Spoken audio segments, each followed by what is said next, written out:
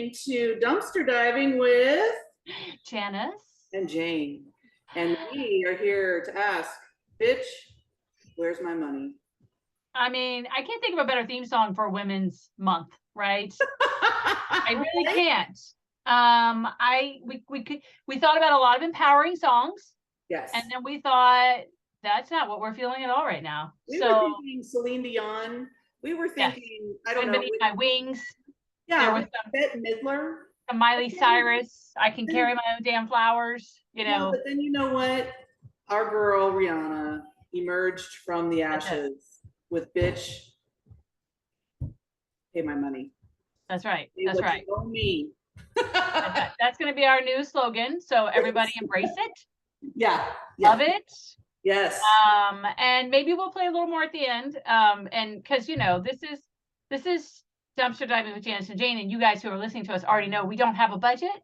So This is all like us just playing music. There's no great sound here. No. It's crapshoot is what it is. It's freaking crapshoot.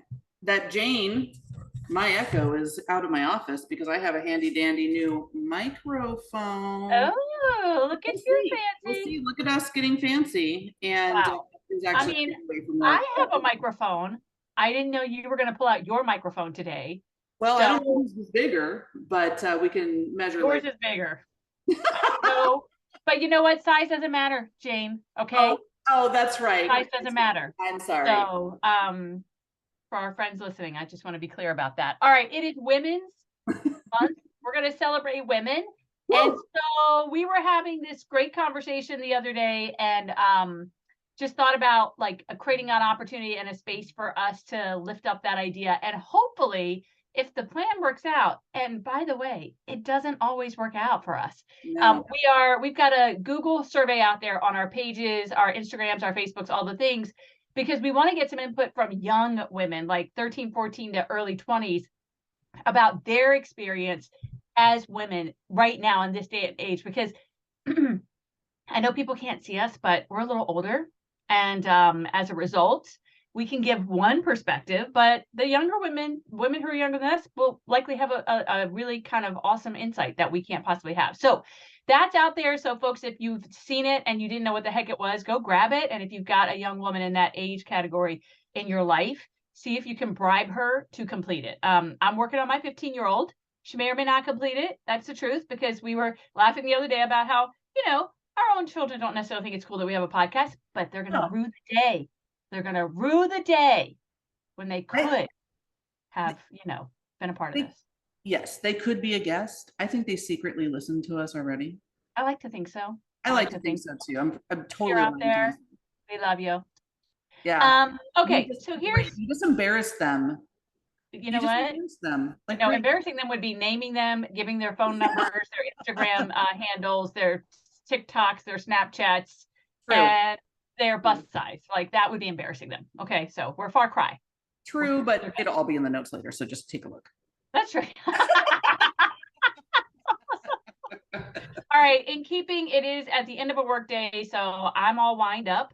Yeah, and it is definitely after my time, and so I am not one for the vino, but I am one for the cannabis. Mm-hmm. So I have a little gelato sativa going on right now, and I think pineapple flavored. You don't really taste the flavor. I was going to say sounds tasty. But, it's not really anything. No, but it's good. It's delightful. Here's what I think we should do. So our listeners will care very much about the fact that we're going to be together for Easter.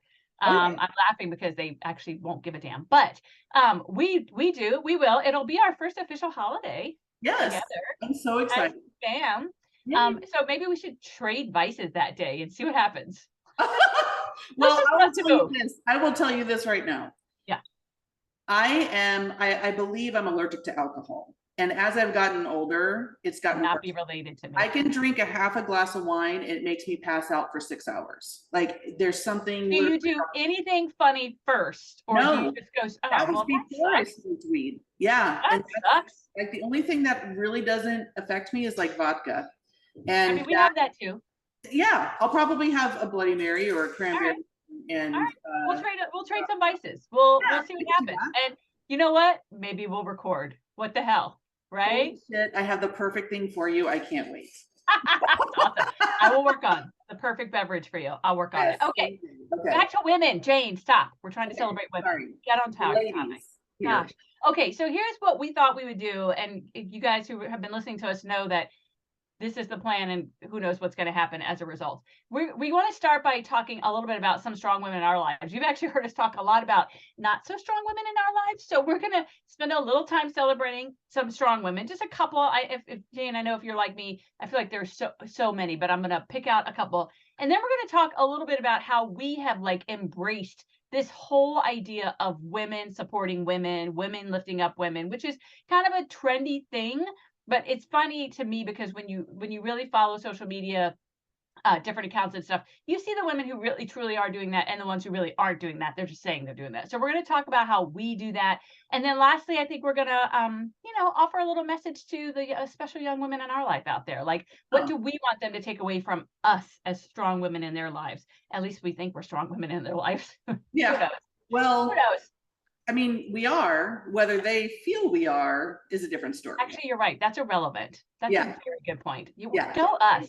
Us. Yeah, they may not think so right now, but in about 10 years, even our youngest, they'll be saying, you know what? That's it. So thank God I had you. Thank God. Yes. I can't wait for that day. Yeah. I really can't wait. It's coming. It's coming. All right. So I'm going to kick us off with one example, and then perhaps you can share, and we'll just kind of take it from there. Sound good? Yeah, go for All it. Right. So, and while we're doing this, you guys, if you're listening to this episode, obviously you are, otherwise this conversation is irrelevant. Who are we talking to? But for those of you who are, those of you who aren't listening, by the way, ignore us. But for those of you who are listening, come along for the ride, right? Like, take a moment in the middle of March and think about a strong woman in your life, and maybe like offer a little gratitude, right? Because we didn't all have them at different points. So a strong woman that I want to lift up, and I'm going to go in chronological order, and this is going to sound so bizarre, but you guys, if you've listened to our episodes, you know the basics of my story, and it was a little hellish. But when I thought about this question, I thought the earliest person I could think of who popped into my brain was my 4th grade teacher, Mrs. Strom. Okay. Now, when I was in 4th grade in a tiny little town in Spotsylvania, Virginia, right? Teeny tiny little town. Mrs. Strom was about 110 years old. So I presume she's passed now, right? So like literally little old lady. Picture little old lady, that was Mrs. Strom. But she was one of the best teachers I ever had. And there are things I remember that she did that as a kid I thought were fun. As an educator now, I look back and realize like they were really intentional, and they really achieved certain things to ensure that all of us had an opportunity to learn, et cetera. And I won't go into all those details. But here's the thing that's going to be weird for everybody. I don't know how this happened, but Mrs. Strom had favorites. And I know it's going to shock the world to know that I was one of her favorites because, my school face was perfect good girl, right? Like nobody in my school setting had any inkling of what I was going through at home and the nightmare that was happening there. And at school, I put on the facade. And so I was, always the really good student. I followed all the rules. I did all the work. all the things, right? So I was the one who would annoy you if you hated that kid, because I was that kid. But Mrs. Strom had a real favorite every year. And the real favorite got invited to her home for a sleepover. What? And I know that sounds like a pedophile act, but I swear to God, it wasn't. In today's terms, that would never happen and she would have been fired. But in small town Spotsylvania 40 years ago, it was totally acceptable. And it was like, of course, Mrs. Strom, like everybody knew her. That's what she does. And so I just remember being chosen to have a sleepover at her house. And her house was like, this little cottage. Is kind of like a Hansel and Gretel thing now that I think about it, but little cottage. I imagine that. So please go ahead with your story. Very old lady, like all the ruffles and the pastels and the wallpaper and all the things. And I remember she had this really like cool collection of lunch boxes. Now, in retrospect, she was probably a serial killer, and they were probably from all the children she had killed over the years, The right? sleepovers. Yes, from sleepovers. No, she wasn't stupid enough to kill us. She killed other kids nobody was watching. But back in the moment, it seemed really cool. And it was like this whole, like, I don't even know, like dozens of metal, right? Remember the metal boxes with the little handles. And so I think, so it sticks out to me. She sticks out to me because she was very, very like stern, but caring, right? Like that's the persona that she had. And I could tell for myself that she truly cared about me. As a young person. And honestly, I think she sticks out for me too, because quite frankly, on the way to that sleepover, I was abused. Like I remember that very vividly. And so I kind of went through that and then got dropped off at her house. And don't ask me how, but as a 8-year-old, is that how you're old you are in 4th grade? Like I was able to make that transition from going through that into this person's home. And to my knowledge, she couldn't have told that's what had just happened. But I just remember that she was so caring, right? Like I remember being on the verge of tears because it seemed too good to be true that people lived like that, right? And just these like calm settings or what have you. So Mrs. Shrum is my first like memory of a strong woman in my life who like gave me what I needed in a time that I needed something. No, I love that, and thank you for sharing that story. Yes, creepy, but I know. Because if you let's think about it. If you had an 8-year-old right now, and the teacher was like, "Oh, one kid gets to spend the night at the end of the year," like, "F you, crazy town." No. Today, like, can't be in their classroom with one kid by themselves, or they can't like, let alone a sleepover at their house. Exactly. So, I promised that nothing untoward happened. Yeah, it was just crazy. It's amazing. Yeah. And to know that there was a teacher in your world, or in all of the kids' world that went through that school, that offered that level of support to anything, no matter what. And I love that. And you know what? The teachers can say they don't have favorites, but they do, because it runs in the family, the teacher's pet. Oh my God, I love it. But you know what? Here's where I'm putting the two, connecting the dots here. Yeah. We were both abused at home. Yep. In many different ways. And school was a vacation. It was salvation. Yeah. Yeah, it was everything. But I never missed a day of school. I was never sick.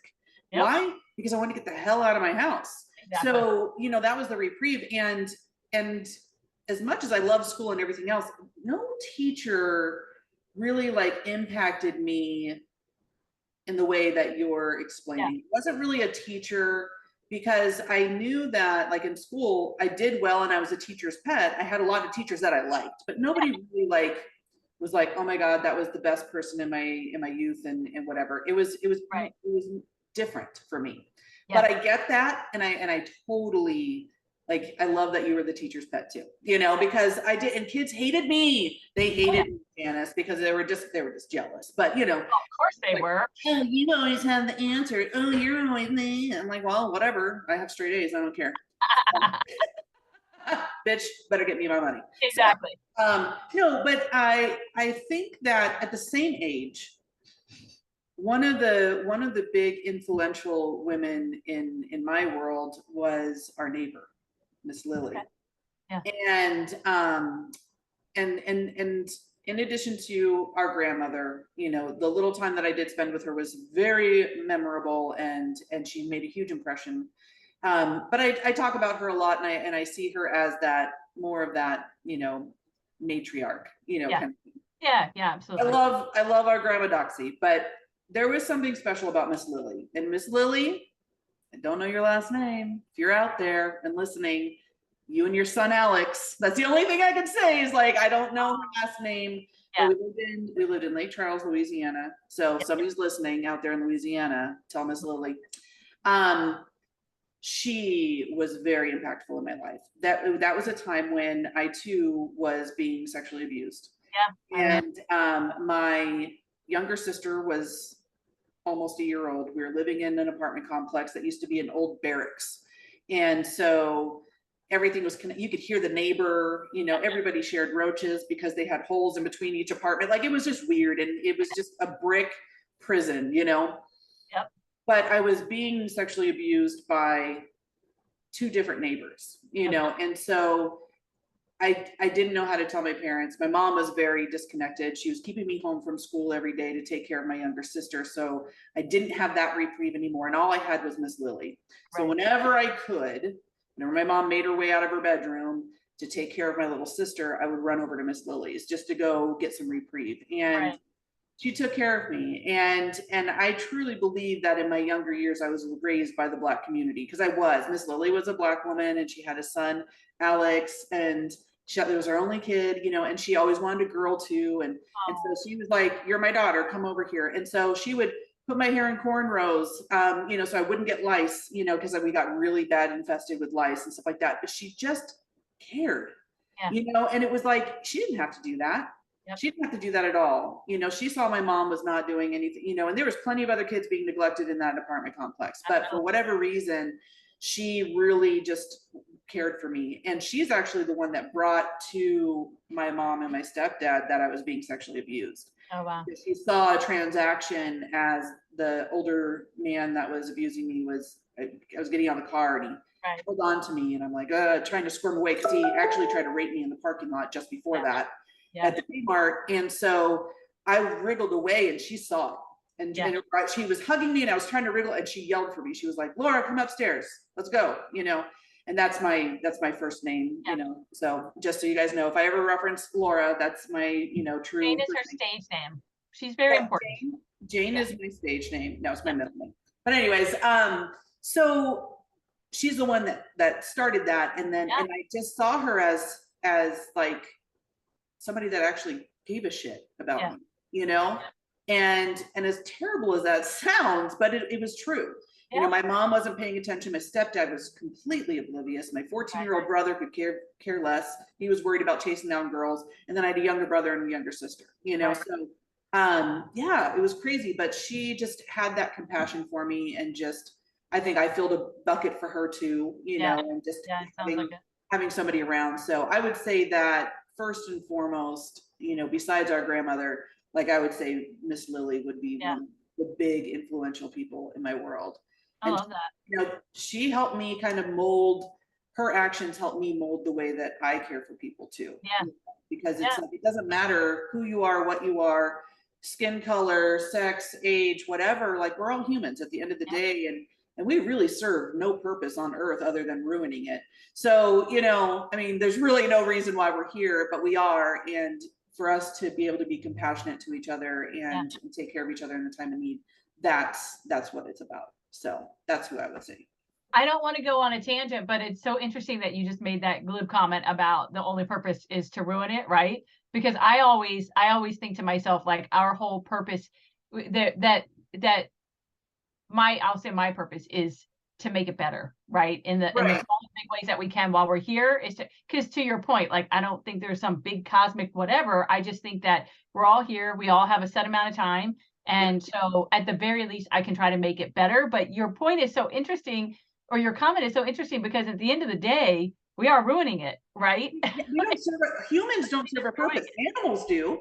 Like the furry little creatures and the sea animals, and they all have a process, and they all have this thing that they're going. Us humans are like the cockroaches. We come in, we start building things and crapping all over the place and burning stuff and then killing the nice little animals. And we're fighting to stay alive on this earth right now, literally, with everything going on. And I'm like, we are the scuzz. Seriously, like, that's such an interesting, because if we're making anything better, it is for ourselves, right? It's not like we're ourselves, and maybe some wildlife, but just the cute ones. Just the cute ones. Who cares about the bugs and the stuff like that? So I said that for the first time last week, because it kind of just fell out of my mouth, and I was like, holy shit, I'm right. Like, it just came out, and I was like, I've never thought about it that way, but it just kind of like, I was like, it's true. Oh my gosh. On some level, like, when you step back from it, it's like, you think about the brief time we've had on the planet, right? As a species, you think about that brief time. Okay, we won't go into that tangent, but yeah, that's whole nother episode. Whole another episode. Right. Okay, my second person, and it's no surprise I became an educator because my second person is another teacher. Oh. And interestingly enough, it was flash forward from Mrs. Schrum about, I guess, 9 years, because I went from fourth grade to my senior year of high school. Mm-hmm. And in my senior year of high school, it was my out, right? College was my out. So like you said, right? I spent night and day, like for every excuse I had to be at school, I was at school. By the time I was at high school, I was in every club I could be in. I was the editor of the yearbook. I did all the things to be at school because I could be at school and my parents never questioned it. But anything outside of school, right? I got the 3rd degree and they were very strict and I couldn't go places and do things and all the things. And so that was college was my out. It had always been my out. And I knew it from a really early age. And so senior year, of course, I'm doing all the applications and doing all the things. And it's a battleground at home because my parents want me to apply to the local college there in Fredericksburg, Mary Washington, and live at home. And of course, for me, that would have been it would have been it. Like that would have been it. I never would have. I don't know what would have happened, honestly, if I had done that. And so, but it was such a battleground at home that I finally was going to concede and I was going to fill out the application. Mrs. Odom was my AP English teacher. So for all my spotty peeps out there listening, you guys all probably remember Mrs. Odom. And Mrs. Odom was like this really prim and proper, straight-laced woman. And she was a very I'm going to say fairly nondescript teacher. Like she cared, but she wasn't, it was a good experience. It didn't blow it didn't blow my mind, but it wasn't awful either. But we had a moment together because in AP English senior year, we had a class period where we were just talking about the college application process. And she was and there was like 8 of us in the class because back then AP was still new, right? So she was getting each of us to share where we were applying and why we were doing it and all the things. And so I was going through my list and I threw out Mary Washington and I said, and honestly, I'm only doing it because my parents won't get off my back, right? So whatever, I'll just apply. And she just stopped stopped me in mid sentence and said, I want you to think about this for a second, because if you apply, you will get in. And if you get in, you will go. Yep. So the decision about whether or not you're leaving home and going to college is happening right now. Right. Because if you apply, you're staying at home. Right. And it was such a profound moment. And to my knowledge, she didn't know anything again about my experience. But somehow she knew enough to know that I needed to get out. And so in that moment, she just said, it's your decision, but if you apply, you're staying. And I went home and ripped up the application. And it was, yes, back then we ripped them up. They were paper. We did not put them on computers. I had to handwrite every freaking essay. So stop crying, people who are in there typing their little essay one time and it goes to 5 colleges. Sorry. Anyway, I just aged myself, I think. But okay, we'll take that out. I mean, we are older. We're older. So anywho, so I went home and ripped it up. And it was like the hellstorm at home, right? Because my parents went insane. And throughout all the threads and from that point until the whole college decision thing was made and all of the things it was, and quite honestly, I ended up going to a university a couple hours away, which didn't save me completely until the end of first semester because they paid for first semester. I don't even know how they did that, but they did. So every weekend my stepfather picked me up and took me home, like every single weekend of my first semester. But by the end of first semester, I knew. So then I knew, going to college doesn't do it. So I actually have to completely cut myself off. That's the only way. And that's a whole other story for another time. But Mrs. Odom was profoundly impactful for me because I look back on that moment and I realize if I had stayed, I don't know what would have happened to me. Quite literally, I don't know if I would have survived. And so for that reason, she's definitely another strong woman in my life and in my story. I love that. And she was right. Last Sunday when we were chatting, we were talking about planning and future episodes and stuff. Yeah. And I brought up the choices, and I have a little thing that we can do a whole nother episode on it. But one of the choices is leave the ...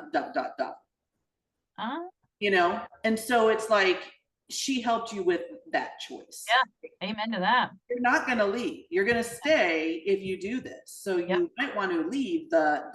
whatever that is, get out of there. And she probably you know, I don't know if you shared information with her from at home and stuff like that. Yeah. Obviously not, because Yeah. legal stuff would have happened, but intuitive Yeah. people Yeah.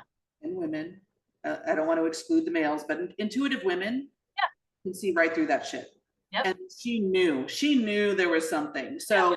you know, her guess was as good as anybody else's, but she knew something was going on. And she knew that in that moment, she needed to say something to Yeah. you. And if she Yeah. didn't give a shit about you, she would have just went on, you know, her on her way. Yep. So the fact that she took that moment and made the choice to shake you up a little bit, Yep. she saved you from a lot Yeah. of stuff. Well, and I just remember the other kids sitting there were kind of like, what the?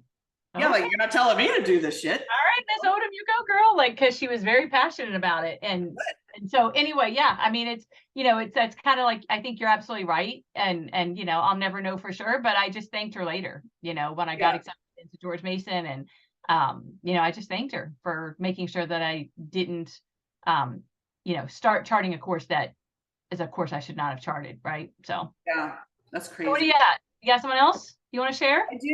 I do, and it's embarrassing, but I have no idea who this person is. Ah. And I mean, I met her.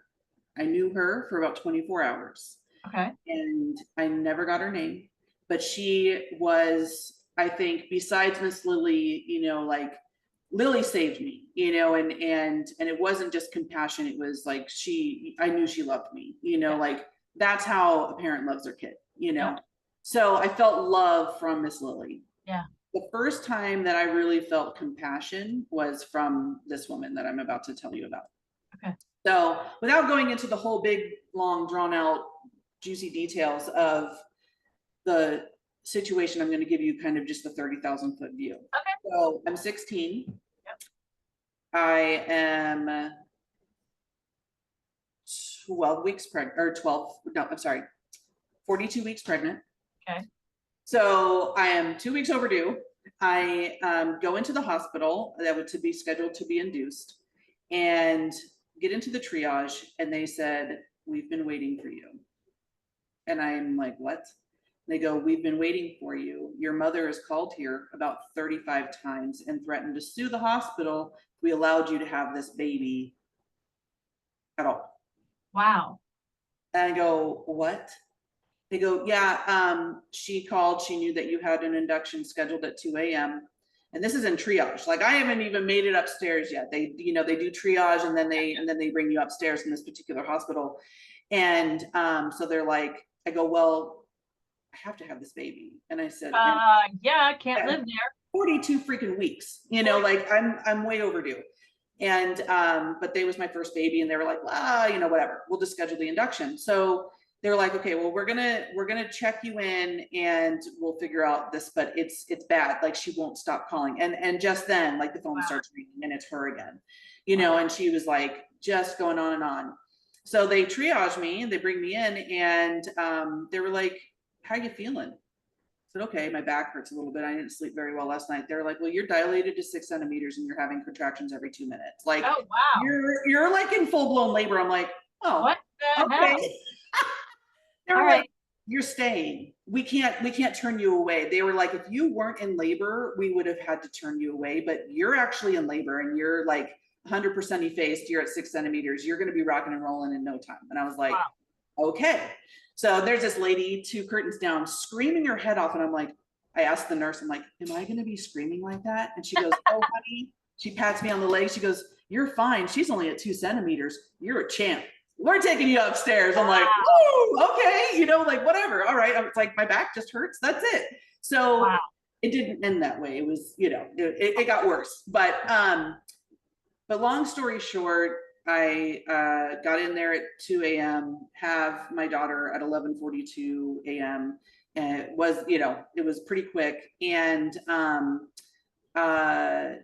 again, my mother is calling and calling and calling. And I told them, I said, I don't want her in the room. They actually banned her from the hospital until. Yeah. But the problem is that because my daughter was so overdue, my placenta was disintegrating. Oh. And so I started hemorrhaging really bad. I lost 75% of my blood. I had a slight stroke. I had a heart attack. Like it was bad. Like I was dying. So dramatic. Oh my I God. know. Like my body's like, fuck you, bitch. Bitch better have my money. No. I knew there was a reason that song appealed. All right, you've almost died. Continue. So I'm dying. And so they take me into emergency surgery and they do a DNC. They realize that the placenta is like, you know, whatever. So they get it out, like, and I'm in and out of consciousness. Like as soon as I was holding my daughter, they got me up, I passed out.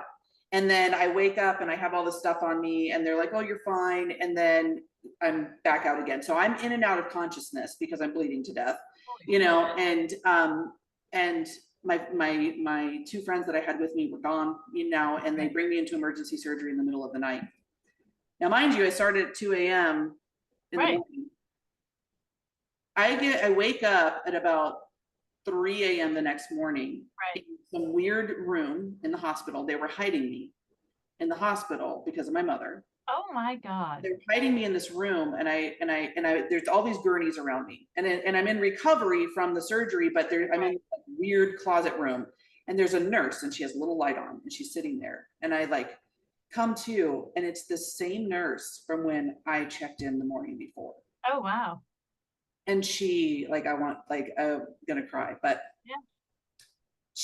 I was like, what day is it? You know, and she's like, it's the next day. And I was like, where's my baby? And she's like, she's fine. You know, you're the one that needed help. Like you died and you're going to need some blood transfusions and you're going to need a lot of work. And I'm like laying there. And I was like, did you leave and come back? And she's like, no, honey, I stayed here the whole time. Oh, wow. And I was like, why did you do that? Yeah. She's like, because I couldn't leave you. She's like, I couldn't leave you. Your mom is nuts. She's like, there's nobody here. And I said, I know. And she's like, I just couldn't leave you. I just couldn't do it. Wow. That was the last time I saw her. Yeah. And she was just, it was like so nice to have somebody that gave a shit, you know? So anyways, now I'm making my wife cry. Nurses, like there are reason these people go into these professions. Samaritan on February 1st of 1996. Remember the girl that almost died from bleeding to death? Yeah, that was me. And you can call the show. We want to talk to you. Yeah, it was so crazy. And I never got her name. And then it went straight into chaos because I go back to sleep and I wake up and now it's the next day in the afternoon and I wake up to my mother holding my child. Oh. And I can't move. Like I have like zero energy and I'm as white as the sheet. My mom didn't see me in the bed when she first came in. She thought she just saw my hair. Like I was as white as the sheets. And it was a whole fiasco about getting blood transfusion. I ended up with 4 blood transfusions, another DNC 2 weeks later. Like I was pretty fucked up for a long time. And I almost gave me a hysterectomy. Wow. So, it was pretty bad. And my mother was a wretch the whole time after, but you know, it is what it is. But yeah, so that was the first time I really felt that, you know, like I think there's a kind of commonality for both of us, like in the midst of the chaos and the horror and the whatever, that there's this like anchor, right? Like this person who doesn't have to choose to make a difference, but chooses, right? Just chooses to make a difference. And, you know, maybe that nurse had done that for thousands of people because that's who she is. And maybe you're the one person she remembers. Maybe she doesn't remember you at all, but in that moment, you'll remember her forever. Right, forever. I remember the image, like she was sitting at a desk, she had her legs crossed, she's filling out charts because there weren't computers in hospitals yet. And then they were like, because we're old. No, yeah, and I just remember she had a little desk lamp on, you know, and she's like, oh, you're awake. She's like, how are you, you know, and I'm like, what the hell, you know? Right. But I think she also saw a 16-year-old girl having a baby. And nobody was there. Nobody was Thank God your mother wasn't there because she was insane. But I mean, I had 2 friends with me, but they were teenagers like me. They weren't adults. I had nobody. And the one person that should have been there for me was being a complete crazy person. Exactly. And I think about it now. It just, as we were talking, it just dawned on me. I do the same thing in chaos. Yeah. I offer that solace, you know, in that like, let's go. Okay. Yeah. I play triage all the time at work.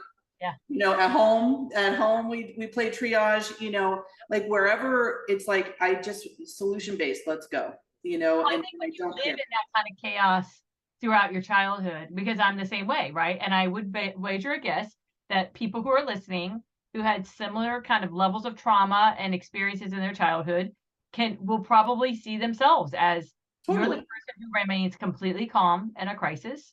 You're the person whose voice goes down in volume when everybody else's is going up. You're like, it's just this capacity to like just calm the waters. And it's because we had to when we were living through that, right? I mean, we didn't have a choice. We had to do it to ourselves. Exactly. Yeah, because I mean,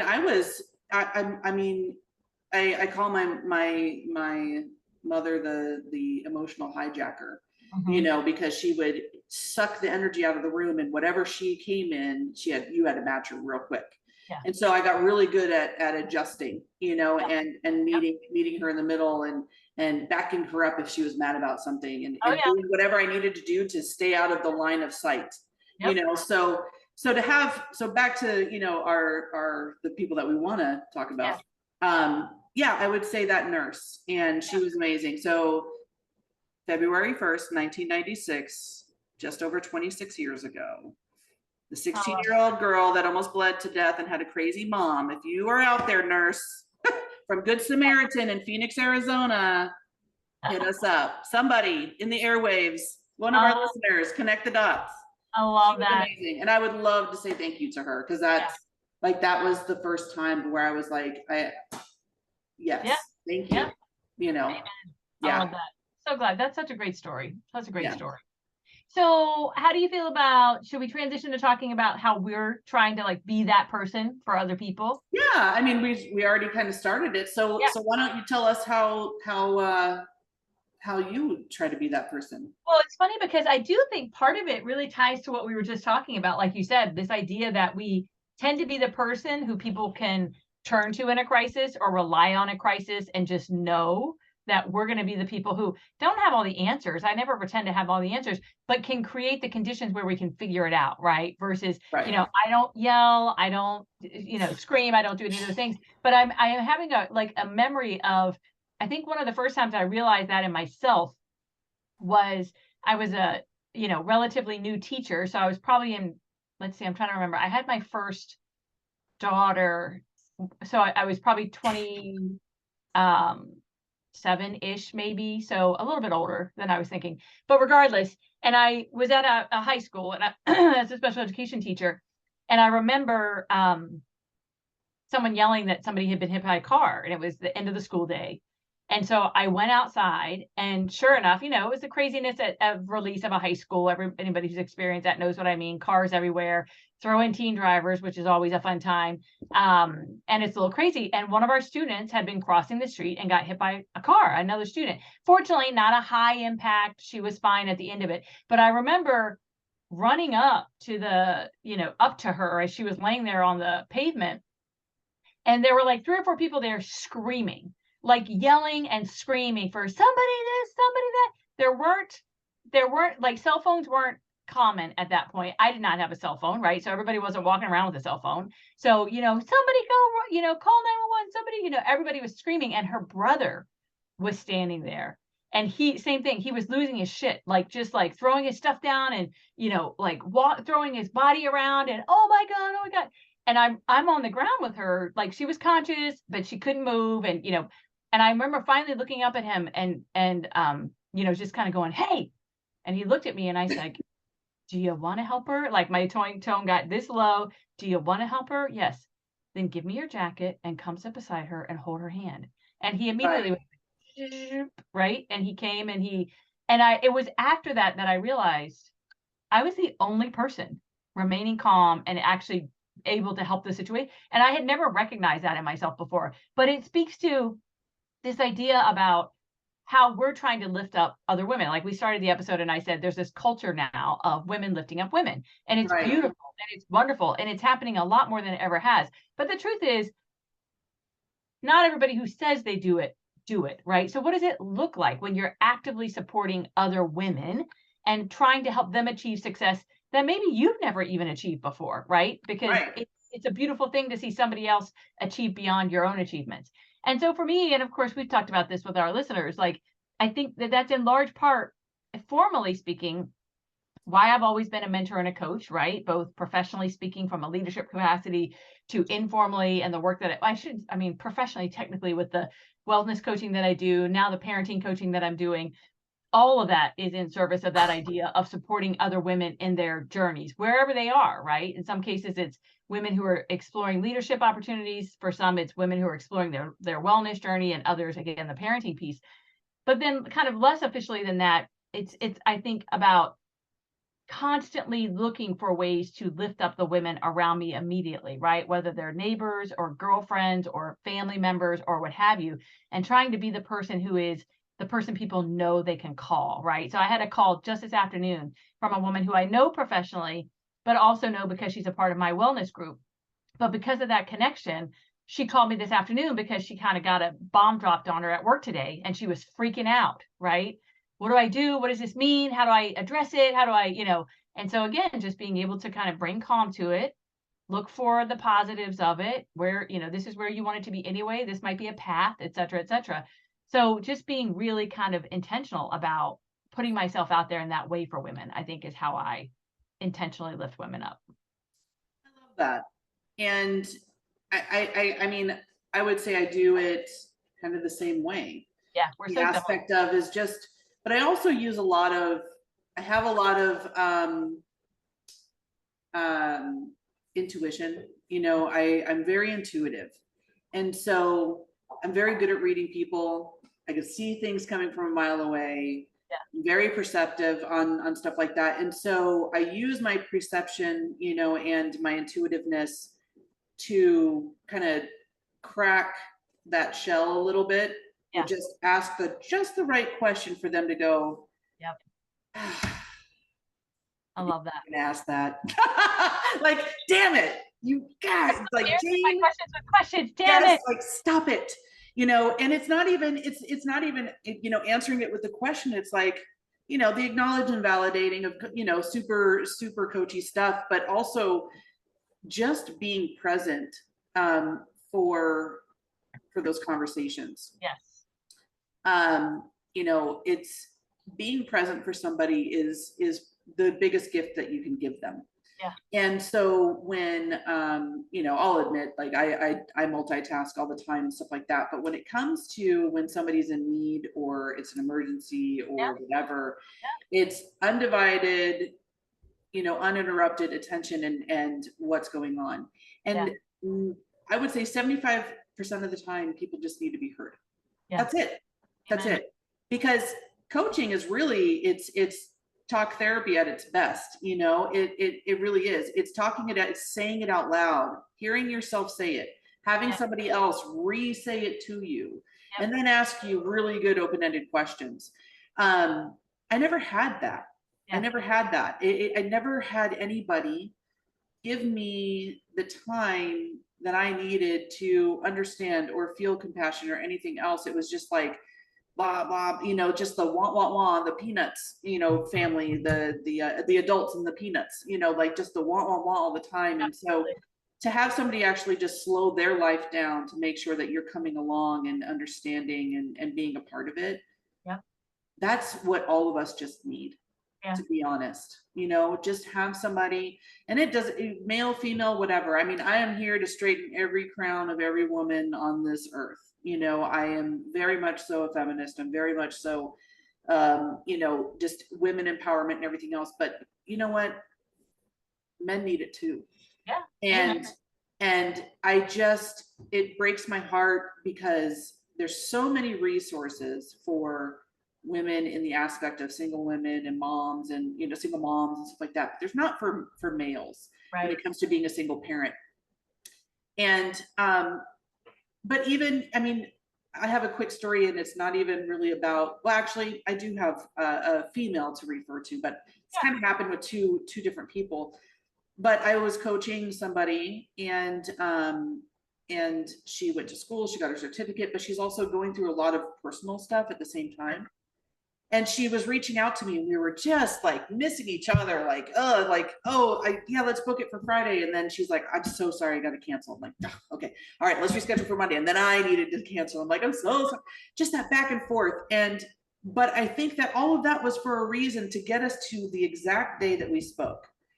And in that exact moment, she needed somebody to listen to her, and just be there and be present. And and she even said, she was like, I've missed you so much, because just being able to sit and talk with you, and have you, bring things up and ask me questions, it helps me so much.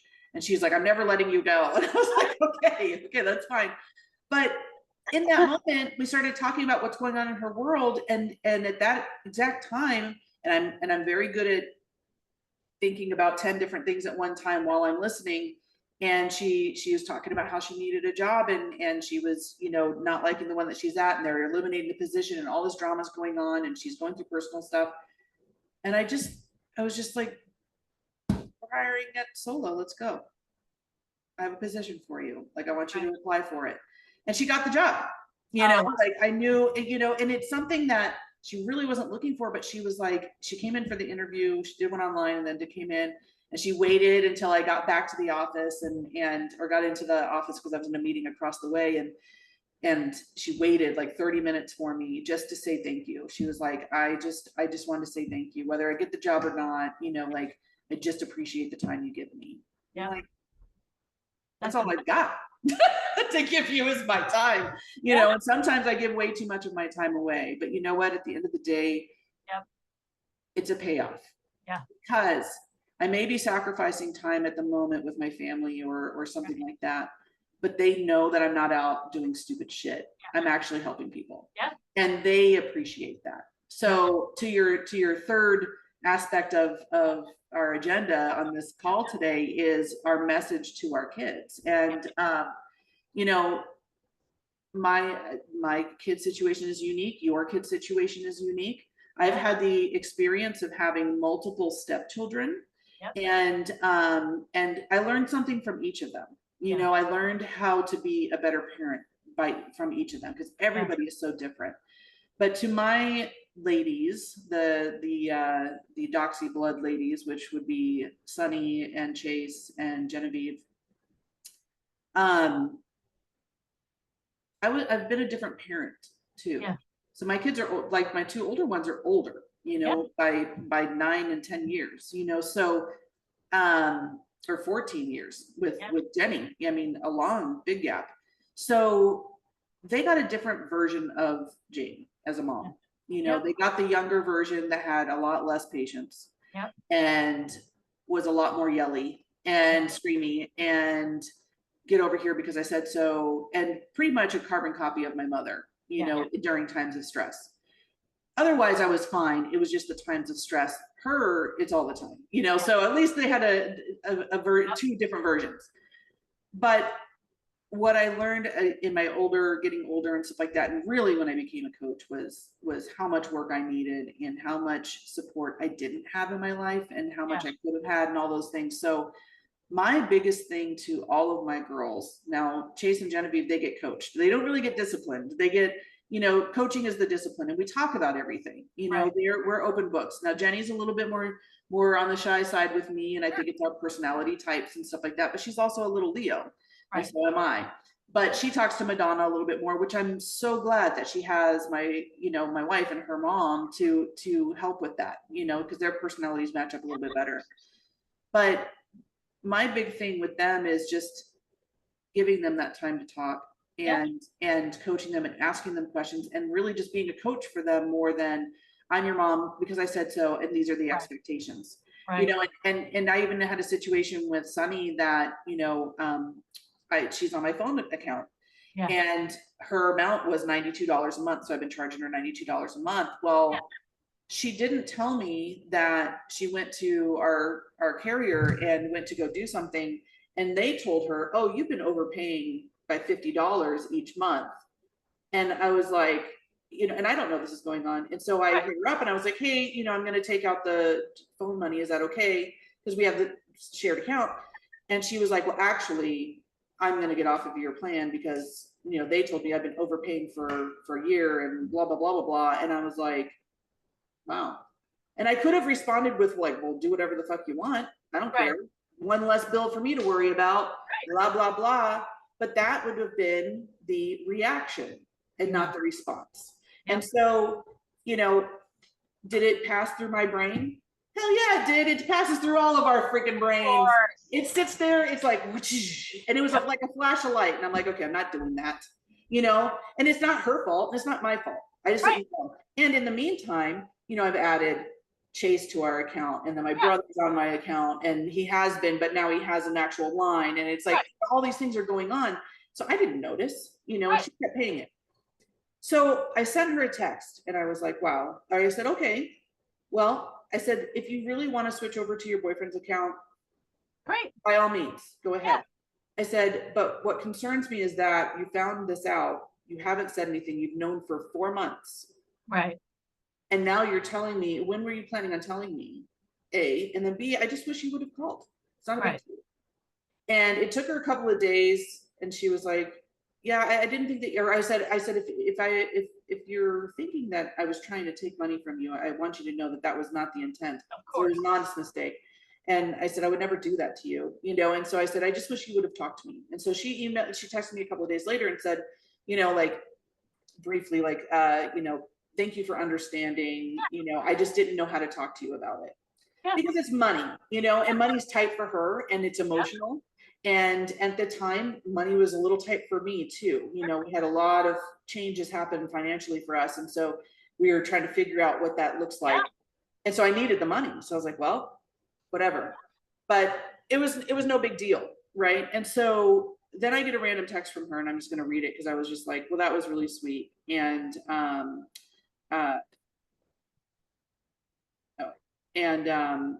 and it was so nice because I was like, I got to parent her the way I get to parent Chase and Genevieve. Yeah.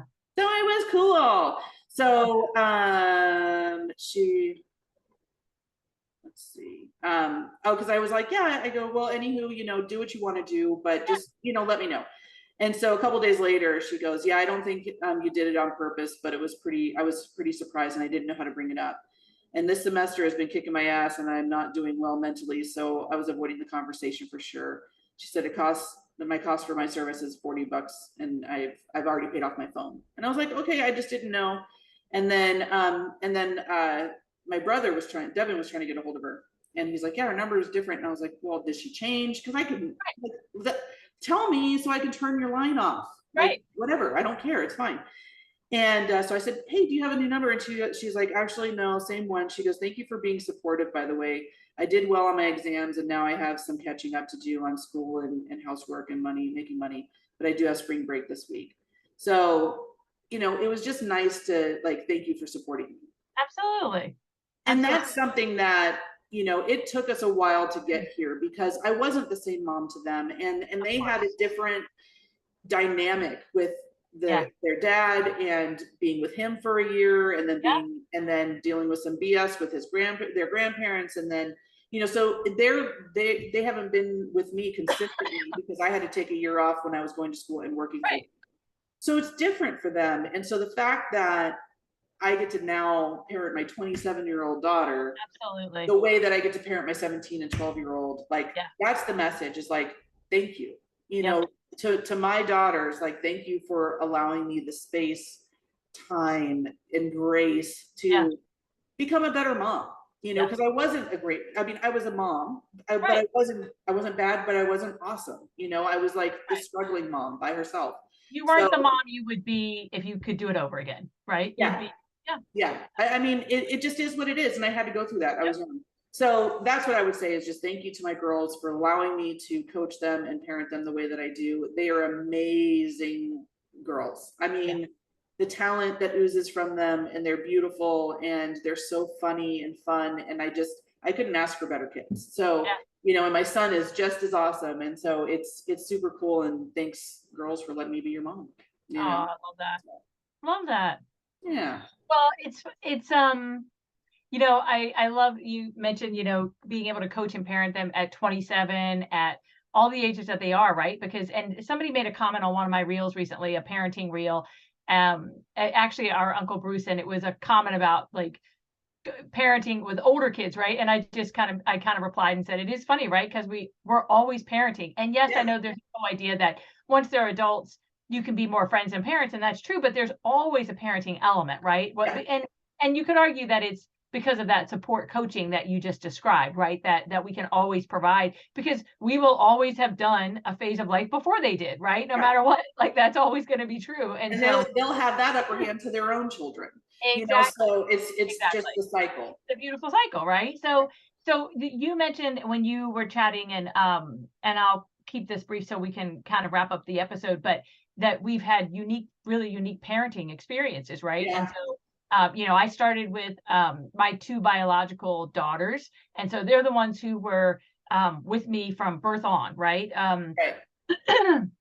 But then along the way, of course, when Joe and I got married, I also now have his 4 children, so we have 6 total. And from the get-go, they've been our children. That was one of the conditions of our marriage, was that we can't be married if we don't both really feel this idea that they're ours.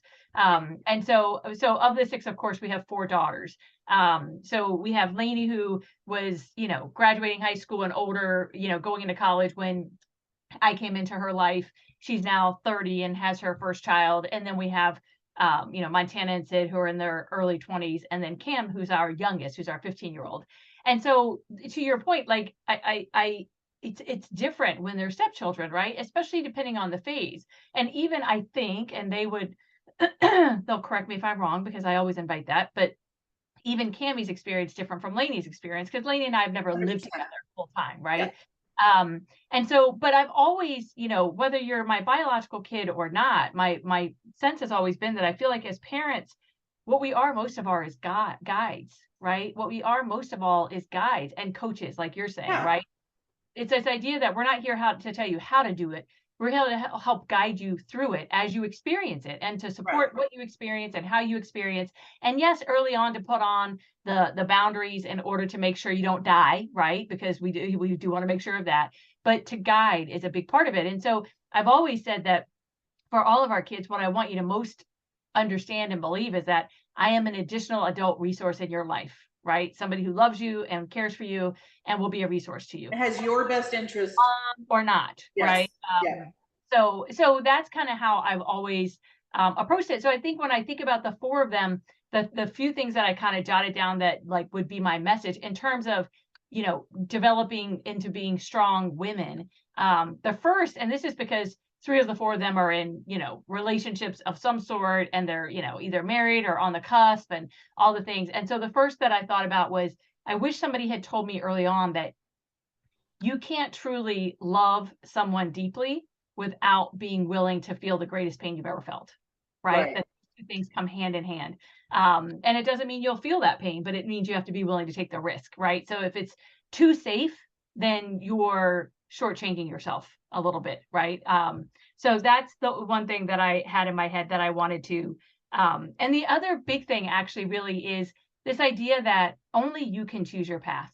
Nobody can choose for you. And you're going to spend a lot of your life wondering where the hell your path is, right? There are times at 52 that I think, is this the path I'm supposed to be on? Is there a different should I be taking a left-hand turn right now, or a right-hand turn, or go straight? Like, so it's okay to be unsure of where the path is gonna end, and you can just enjoy the journey along the way, right? Without actually knowing where the end is gonna be.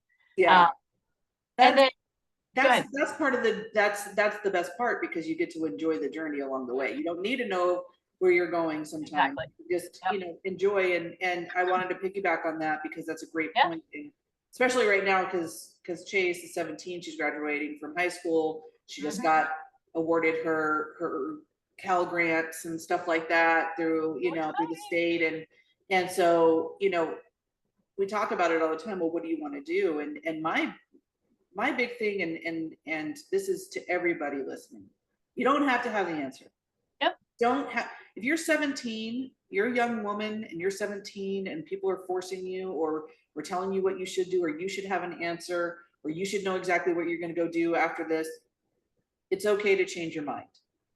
It's okay to change your mind and change directions. And it's okay to try things out, because that's why you do it. You try it to see if you like it. And you don't have to have all the answers right now. I didn't figure out I was going to be a professional coach until I was 35 years old. Exactly. I did so many things in between 10 years old at my first job at a pizza parlor to then, you know, and I still do so many jobs. I'm not just a coach. I'm a mentor at work. I'm a leader. I'm a director of operations and professional development, and I scrub floors, and you know, like, it doesn't matter what we're doing. And that's the best part, is like, if you can find a career where you have some variety, you'll never get stale, you know. Well, I think to figure it out. To your point, I think that it's the idea, and that's going to be more true for our kids right now, the ones who are at their ages. Yep. And it's been for even for us, as much as you and I have had so many different professional experiences or experiences in general, our kids will have even more. But to your point, like the best advice, and you're reminding me about the next reel I need to do. The best advice that I give, like, kids who are making this transition that Chase is making right now and trying to think about, etc. I actually often kind of counsel parents, don't ask them what they want to do. Yeah. They don't know. And it only makes them feel like they're supposed to when we ask them that question, but rather shift the question to, what do you want to do for the next year? Yeah. Because usually we say, what do you want to do, as if they're going to know right now for a lifetime. Yeah. But instead, what do you want to do for the next year? Right? What do you want to do that's going to help you learn and grow and develop further in the next year? Right? Which is why I struggle with four-year colleges, because I feel like four-year colleges push them. Okay, hold on. I'm going to stop myself. We're getting into a tangent. You're an educator. You might want to watch yourself. Tangent. Whole different episode. Go look at my Instagram and hear more about that. So my last thing for the kids then, it really is this, and you kind of said it as well, Jane, that, I'm always going to be right here to do that, to coach, to support, to guide, to laugh, to cry, and probably one of the things that I try to do, and I don't do it overtly enough, I often do it in my brain more than I say it out loud. And it's really a really great thing to do in any relationship you have, is always clarify. Do you need me to listen or problem solve?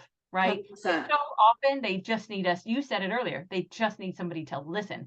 They don't need solutions. And so, I'll always try to do that for you. Understand if you need listening or solutions, and act accordingly. So, all right, friend. Yeah. 7:06. And by 7:06. Well, you know what time it is. You know what time it is.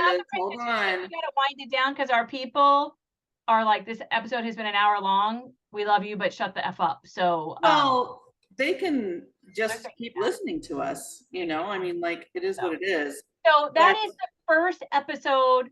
We're hoping to do a follow-on to give a lens from, like I said, some of our young women a little bit later. But we hope that all of you took a moment during this time, and I'm killing time while Jane's pulling up music. Yeah, I'm trying. Oh my God. To really think about a strong woman in your journey from birth until right in this moment that you're listening to this episode, and just offer up a little silent prayer of gratitude for that person, no matter what role she played in your lives. And we hope that us sharing our stories kind of drew that out in you and reminded you maybe of some folks who were there who you just kind of forgot about until just this moment. So, but we love you, and we are here to lift up women, and we love that we have a platform to do, and men, but today, women. Today it's all about the women. Let's hear it.